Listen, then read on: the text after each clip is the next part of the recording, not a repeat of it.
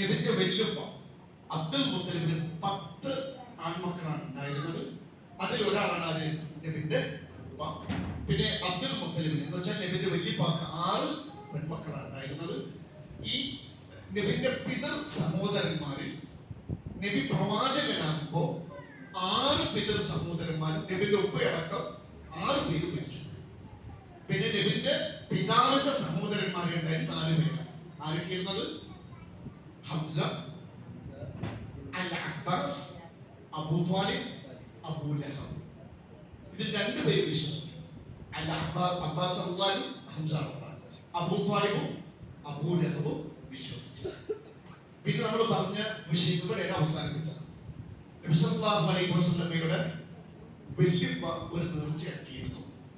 അദ്ദേഹത്തിന് 10 ആൺമക്കൾ പ്രായപൂർത്തിയായിട്ട് അദ്ദേഹത്തിന്റെ കൂടെ ഉണ്ടായാൽ അദ്ദേഹത്തിന് 10 മക്കളിൽ ഒരാൾ കഅബാലയത്തിന് ബലി കൊടുക്കാം.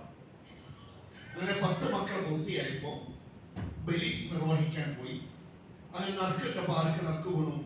അബ്ദുൽ മുത്തലിബിന് ഏറ്റവും ഇഷ്ടപ്പെട്ട സുന്ദരനായ സുമുഖനായ നബിന്റെ ഉപ്പയ്ക്ക് അബ്ദുള്ളക്കാണ് പേര് വീണത്. അപ്പോഴാണ് പലരും തടുത്തു. അപ്പോഴാണ് അവിടെ ഒരു ജ്യോത്സ്യൻ അതിനെന്ത് ചെയ്യുന്നു? ഒരു നറുക്കെടുക്കാൻ അറിയുന്നു. അബ്ദുള്ളയുടെ പേര് 10 ഒട്ടം.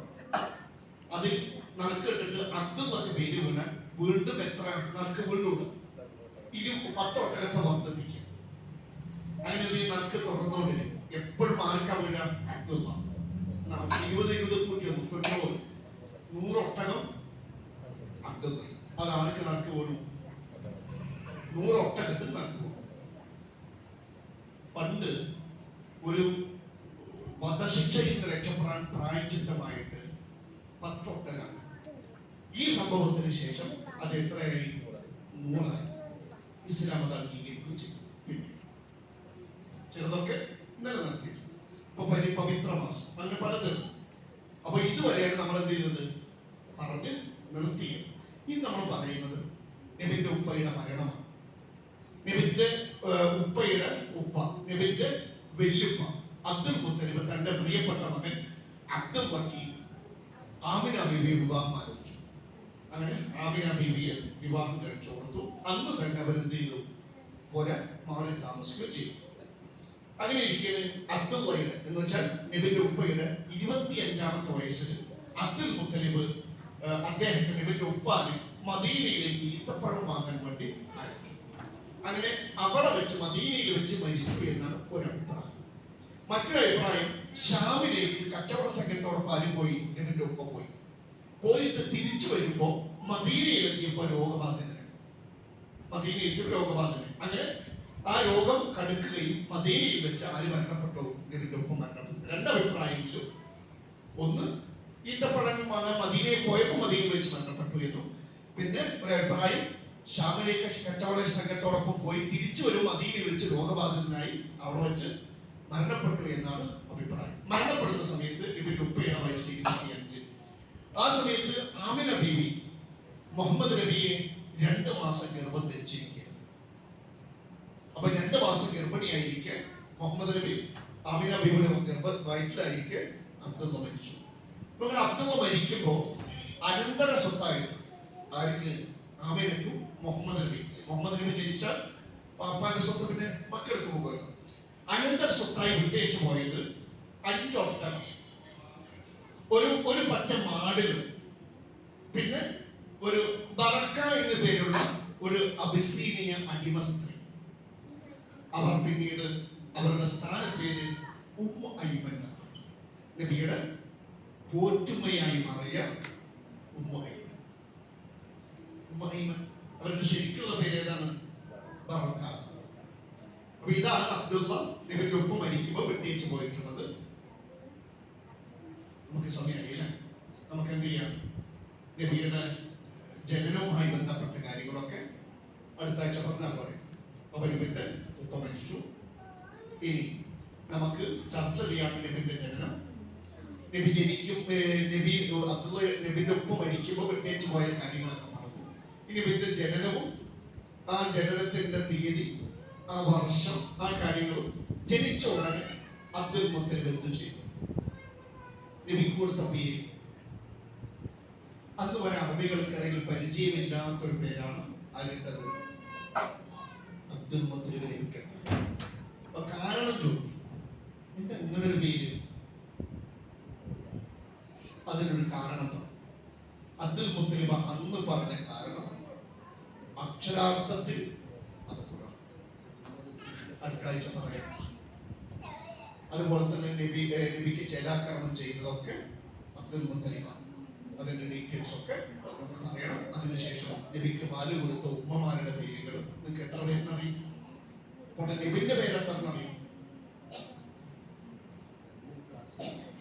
മുഹമ്മദ് എന്നറിയാം, അഹമ്മദ് എന്നറിയാം. അത് മാത്രമല്ല ഇനിയും ഹദീസിലൂടെ നമുക്ക് മനസ്സിലാക്കാം. നബിന്റെ പറഞ്ഞു ഞാൻ ഇന്ന ആളാണ്. നബിന്റെ അത് നബിന്റെ എന്താ പറയാ, ആ വിദ്യാഭ്യാസം ഇല്ലാത്ത അത് അറിയിക്കാൻ വേണ്ടി വിളിച്ചത് അല്ല, നബിന്റെ തന്നെ പേര്, നബിന്റെ ഗുണത്തോട് ചെയ്യുന്ന പ്രവർത്തനത്തോട് ചെയ്യുന്ന ചില പേരുകൾ ഇത് പരലോകത്തേക്ക് ചേർത്തുകൊണ്ട് നബിന്റെ ചില പേരുകൾ അതൊക്കെ വരുന്ന ആഴ്ചകളിൽ പറയാം.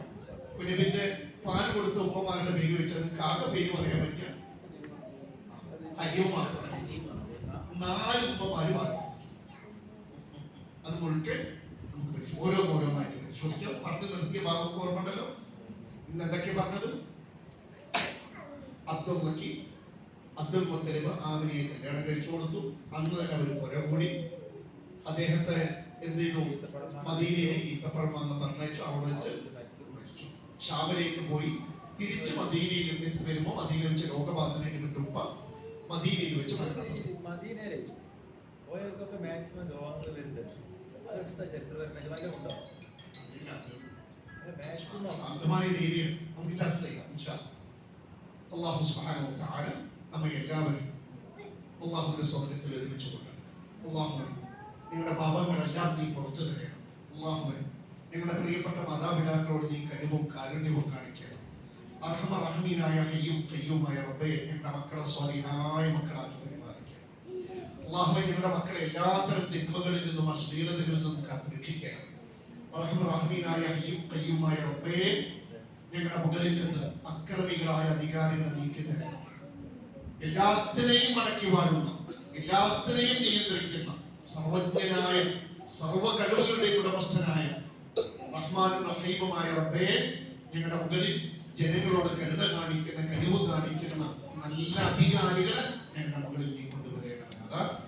അല്ലാഹുവേ, ആ ദ്രോഹികൾ ആ റഫയിലെ അതിർത്തിയിൽ അഭയാർത്ഥികളായി കഴിഞ്ഞവരെ അടക്കം ചുട്ട് കൊല്ലുകയാണ്. ഒരിടത്തും അഭയം തേടി യുദ്ധത്തിന്റെ ഈ പ്രശ്നങ്ങളിൽ നിന്നൊക്കെ രക്ഷപ്പെട്ട് ആ റഫ അതിർത്തിയിൽ ചെറിയ കീറിപ്പറഞ്ഞ ടെന്റിൽ നേരെവണ്ണം ഭക്ഷണമില്ലാതെ വെള്ളമില്ലാതെ ദാഹിച്ചും വിശന്നും പൊരിഞ്ഞും കഴിയുന്ന കുറേ സാധു മനുഷ്യർ, ചെറിയ കുഞ്ഞു മക്കളുടെ കരച്ചിലുകൾ ഇറങ്ങുമ്പോഴടക്കം ഞാൻ എൻ്റെ മോനും കേട്ടിട്ടാവും. നമുക്കത് കാണിക്കാൻ പറ്റിയ രൂപത്തിൽ അത് എടുക്കാൻ കഴിഞ്ഞില്ല, കാണാൻ പറ്റുന്നില്ല. അത്രയും ദയനീയമാണ് അവിടുത്തെ കരച്ചിൽ. അല്ലാഹുവിന്റെ സഹായം ലഭിക്കാൻ വേണ്ടി പ്രാർത്ഥിക്കും. നമുക്കൊരു മരണം മുന്നിലുണ്ട്, ഉറപ്പാണ്. നമ്മളൊക്കെ അത് മുന്നിൽ കണ്ട് ജീവിക്കുക. അങ്ങനെ തന്നെയാണ് നമ്മൾ ഭൂമിയിൽ മരിക്കാൻ ജീവിക്കുന്നവരാ മുസ്ലിം. അതുകൊണ്ട് മരണത്തെ നമ്മൾ പേടിക്കണം. റെഡിയായിരിക്കാതെ മരിക്കാൻ വേണ്ട എല്ലാ നന്മകളും സജ്ജീകരിച്ച് പാവങ്ങളൊക്കെ കൈയൊഴിഞ്ഞ് മലക്കുൽ മൗത്തിന് കാത്തിരിക്കുക. അത് ചിലപ്പോൾ ഒരു ബോംബ് വർഷിച്ച് കരിഞ്ഞിട്ടാകാം, ചിലപ്പോൾ റോട്ടിൽ വീണിട്ടാകാം, ചിലപ്പോൾ കട്ടിലിൽ സുഖമായി കടന്നിട്ടാകാം, അറിയില്ല. പക്ഷെ മരണം എങ്ങനെയായാലും മരിക്കണം. പക്ഷെ മരണം സ്വർഗത്തിലേക്കുള്ള ഒരു യാത്രയാക്കാൻ പരിശ്രമിക്കാം. അല്ലാഹുവേ, ആ റഫയിൽ കൊല്ലപ്പെട്ട ഓരോ വിശ്വാസികളും, ആ ഗസയിൽ ഫലസ്തീനിൽ കൊല്ലപ്പെട്ട ഓരോ വിശ്വാസികളുടെയും പാപങ്ങൾ പുറത്തു കൊടുക്കും. അല്ലാഹുവേ, ആക്രമിക്കപ്പെട്ട് വേദനിച്ച് മുറിവുകളും പരിക്കുകളുമായി കഴിയുന്ന ആ കുഞ്ഞുങ്ങളടക്കം ആ മനുഷ്യർക്ക് അല്ലാഹുവേ സഹായം എത്തിച്ചു കൊടുക്കണം. ഈ അക്രമികളെ അല്ലാഹുവേ നീ കൈകാര്യം ചെയ്യണം. ഈ നിരപരാധികൾ ആക്രമിക്കുന്ന ഈ അക്രമികളെ, ഓരോ രാജ്യത്തുമുള്ള അക്രമികളായ അധികാരികളെയും അക്രമികളെയും നീ കൈകാര്യം ചെയ്യണം. അല്ലാഹുവേ, അവരെ ഏത് നിലക്ക് നീ കൈകാര്യം ചെയ്യണമോ ആ രൂപത്തിൽ മാതൃകാപരമായി അല്ലാഹുവേ നീ അവരെ നീ കൈകാര്യം ചെയ്യണമേ. ഈ അക്രമികൾ അല്ലാഹുവേ നിന്നിലേക്ക് വിട്ടുതരികയാണ്. അല്ലാഹുവേ, ഇസ്ലാമിനും മുസ്ലിങ്ങളും നീ ഇസ്സത്ത് പ്രദാനം ചെയ്യണം. അല്ലാഹുമ്മ അഇസ്സൽ ഇസ്ലാമ വൽ മുസ്ലിമീൻ വഅദിൽ ശിർക വൽ മുശ്രികീൻ ربنا آتنا في الدنيا حسنة وفي الآخرة حسنة وقنا عذاب النار اللهم يا أرحم الراحمين اللهم يا حي يا قيوم اللهم يا ذا الجلال والإكرام اللهم لا تسلط علينا من لا يرحمنا اللهم لا تسلط علينا من لا يرحمنا اللهم لا تسلط علينا من لا يرحمنا സഹോദരങ്ങൾ നമ്മുടെ ഒരു സജീവ പ്രവർത്തകനാണ് സിയക്ക. അദ്ദേഹം ഇപ്പോൾ ഹോസ്പിറ്റലിലാണ്. അദ്ദേഹത്തിൻ്റെ ഭാര്യ പിതാവ് ആക്സിഡൻ്റ് ആയിട്ട് ഹോസ്പിറ്റലിലാണ്. രണ്ടുപേരും നമ്മുടെ ഈ ക്ലാസ്സിനും പള്ളിക്കൊക്കെ പ്രവർത്തിക്കുന്ന പ്രവർത്തകരാണ്. നമ്മളോടൊക്കെ പ്രാർത്ഥിക്കാൻ ആവശ്യപ്പെട്ടിട്ടുണ്ട്. അല്ലാഹുവേ, ആ സഹോദരൻ്റെ ഭാര്യ പിതാവിൻ്റെ എല്ലാ സുഖങ്ങളും നീ ശരിയാക്കി കൊടുക്കണം. അല്ലാഹുവേ, ആ അപകടത്തിൽപ്പെട്ട് പ്രയാസപ്പെട്ട് കഴിയുന്ന ആ സഹോദരൻ്റെ അസുഖം നീ ശരിയാക്കി കൊടുക്കണം. അദ്ദേഹത്തിന് നിന്നെ ആരാധിച്ച് ജീവിക്കാനുള്ള ആഫിയത്ത് അല്ലാഹു നീ പ്രദാനം ചെയ്യണം. അല്ലാഹുവേ, അദ്ദേഹത്തിന്റെ കുടുംബത്തിന് നന്നായി ക്ഷമിക്കാൻ ഭംഗിയായി ക്ഷമിക്കാനുള്ള ക്ഷമാശക്തി ആ കുടുംബത്തിന് നീ പ്രദാനം ചെയ്യണം. ഇതുപോലെ ഓരോരുത്തരും നമ്മുടെ കൂട്ടത്തിൽ രോഗികളുണ്ട്, നമ്മുടെ ഉമ്മമാരുടെ ഉപ്പമാരുടെ മക്കളുണ്ട്. രോഗം കൊണ്ട് വിഷമിക്കുന്ന എല്ലാവർക്കും അല്ലാഹു നിന്റെ ശമന വിഷമം നൽകണമേ. ربنا آتنا في الدنيا حسنة وفي الآخرة حسنة وقنا عذاب النار وصلى الله على نبينا محمد. سبحانك اللهم وبحمدك أشهد أن لا إله إلا أنت أستغفرك وأتوب إليك.